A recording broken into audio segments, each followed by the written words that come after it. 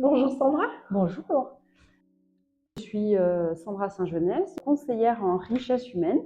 Donc, mon activité consiste à accompagner l'humain dans sa progression professionnelle.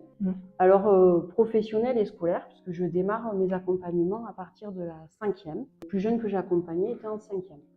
Et après, je peux aller jusqu'à 62 ans. Oui, ça met un large panel. Voilà. Avec des demandes différentes.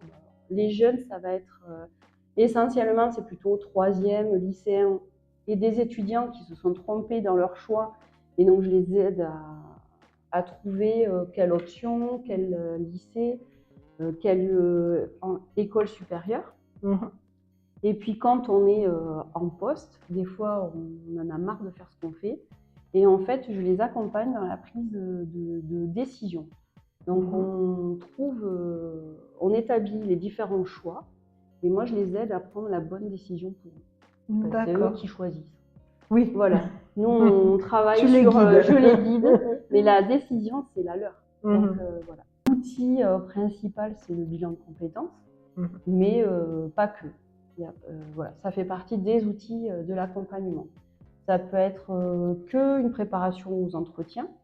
Donc ça, j'ai qu'une préparation aussi aux entretiens vidéo. Nous, on me demande des entretiens, des CV vidéo, donc c'est pas toujours facile.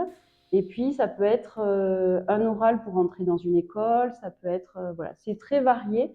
Donc, c'est tout ce qui va graviter autour du choix professionnel, ou scolaire ou professionnel, et à des âges différents et à des demandes différentes.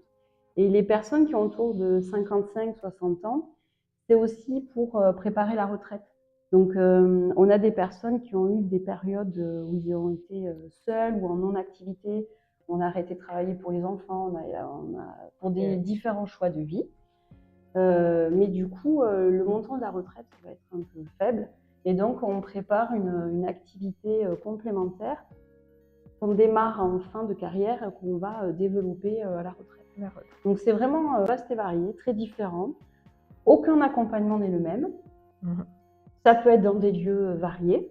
J'ai fait des séances dans le bar à chat à Ortex avec un jeune. Il avait le sentiment de ne pas comprendre ce qu'il faisait à l'école. J'ai voulu qu'on travaille dans un lieu un peu décalé. Je n'étais pas l'enseignante, je n'étais pas le énième thérapeute ou psychologue. Et donc, on a pu définir ce qu'il pourrait faire en suivant son cycle classique d'école. Je fais des séances un peu décalées comme ça, avec les personnes que j'accompagne. Ça peut être aussi de la communication non violente, réapprendre à communiquer avec ses collègues. Parce que des fois, c'est des petites choses, et puis un engrenage qui fait qu'on n'arrive plus du tout à communiquer. J'adapte en fonction de la demande. J'ai une page Google, j'ai un Facebook qui est Sandra Akoya. Alors moi, je suis en franchise. Akoya, c'est une franchise. Ça veut dire perle rare. Donc en fait, vraiment, l'idée, c'est de faire éclore la perle que l'on a en nous. Et donc voilà, le www.akoya.fr, la page Google, et je suis à l'espace des Forts à Morlas régulièrement. Donc je remettrai tes coordonnées, le lien vers ton site web, pour qu'on puisse te contacter. Il n'y a pas d'âge pour se poser des questions. Se poser des questions, ça ne veut pas forcément dire changer, mais peut se permettre de se conforter dans notre choix de rester là où on est ou de ce que l'on fait. On est un échec et on peut avoir des phases de réflexion, on en a tous, des âges différents et des moments différents, mais c'est rien de grave.